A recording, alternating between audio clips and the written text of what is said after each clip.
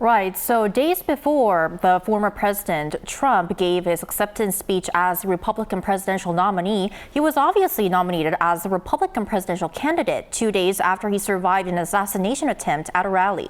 He picked Ohio Senator J.D. Vance, a critic-turned-supporter, as his running mate. For more on the latest on the U.S. presidential race for our weekly focus this week, we're joined by our political correspondent, Shin Ha-young. Welcome, Ha-young. Thanks for having me, Yoo-jin. Lovely to have you. So, Ha-young, our first question for you is, let's first talk about the shocking assassination attempt on former President Donald Trump, which happened last weekend.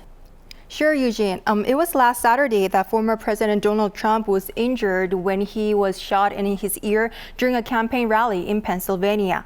And video footage shows Trump taking cover behind a podium on the stage in Butler near Pittsburgh after multiple shots were fired. And he was then quickly escorted off the stage by his security guards. And Trump's aide said he was in great spirits and doing well after the shooting, which resulted in an injury to his right ear. However, two people in the crowd were critically wounded and one was killed. And Trump took to social media some 13 hours after the shooting to thank those who prayed for him and urged Americans to stand united and show their true character as Americans.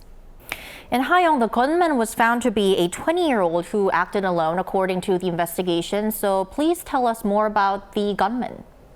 Right, as you said, authorities identified the gunman who attacked Trump as Thomas Matthew Crooks, a 20-year-old from Pittsburgh. CNN reported that Crooks fired at Trump from a rooftop outside the rally security perimeter before he was killed by the Secret Service. And the FBI says he acted alone using an AR-style rifle believed to have been bought by his father, and there are currently no public safety concerns. According to the New York Times, Crooks came from a typical middle-class background with mixed political views. He was registered as a Republican while his mother was a Democrat and his father a Libertarian.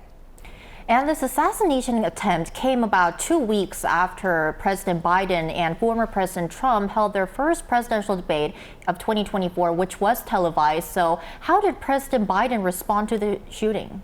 Well, in a primetime national address from the Oval Office on Sunday, U.S. President Joe Biden warned of the risks of political violence in the U.S., saying it's time to cool it down. Take a listen. My fellow Americans, I want to speak to you tonight about the need for us to lower the temperature in our politics. And to remember, while we may disagree, we are not enemies. The political record in this country has gotten very heated. It's time to cool it down. Earlier Sunday, Biden condemned the attempted assassination of Trump, calling for the nation to come together as one and announcing an independent security review to investigate how the attack occurred.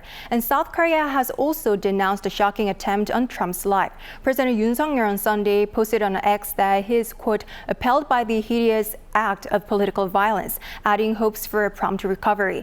Other world leaders, including Britain's new Prime Minister Keir Starmer, German Chancellors Olaf Scholz, and Indian Prime Minister Narendra Modi, also sent regards to the former U.S. president and criticized the act of violence. Now, despite the shooting, Trump stuck to his schedule for the Republican National Convention. So please tell us more on how the first day was. You're right, Yoo-jin. Trump decided not to delay his schedule and headed to Milwaukee on Sunday for the Republican National Convention. There, he made his first public appearance on Monday, 2 days after the rally shooting. And with a bandage over his right ear, he entered the convention arena with a raised fist, greeting cheering supporters. And 2,400 delegates from across the United States gathered on Monday to officially nominate Trump as the party's presidential candidate during a roll call vote.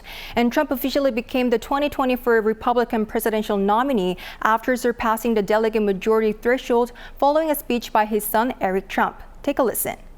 Hereby declaring him the Republican nominee for President of the United States of America. And Trump this week also selected and announced his running mate, JD Vance. So tell us more about him too. Sure, Trump announced his running mate on Monday, selecting hardline conservative Ohio Senator J.D. Vance as his vice presidential pick. And the 39-year-old who once said he was an anti-Trump Republican has since become a supporter. And Vance gained prominence with the release of his memoir, Hillbilly Elegy, which reflects on his upbringing and growing up in a low-income family involved in violence and addiction in Middletown, Ohio, a part of America's Rust Belt. Trump's decision is seen seen as a strategic move, as there is anticipation that Vance's Rust Belt background will resonate with voters in critical swing states such as Michigan, Pennsylvania, and Wisconsin. Take a listen to what he had to say during an acceptance speech on Wednesday. No more free rides for nations that betray the generosity of the American taxpayer. Together, we will send our kids to war only when we must. But as President Trump showed with the elimination of ISIS and so much more, when we punch, we're going to punch hard. Foreign media and experts predict the assassination attempt will impact the presidential race. And with his defiant fist pump, analysts say it strengthened Trump's base and attracted sympathy votes. And CNN reported that his supporters treated him with almost supernatural reverence at rallies, and his image as a fighter who is constantly under attack from his enemies will be even more deeply entrenched. All right, thank you for your report today, Ha-young. We really appreciate it. Always my pleasure.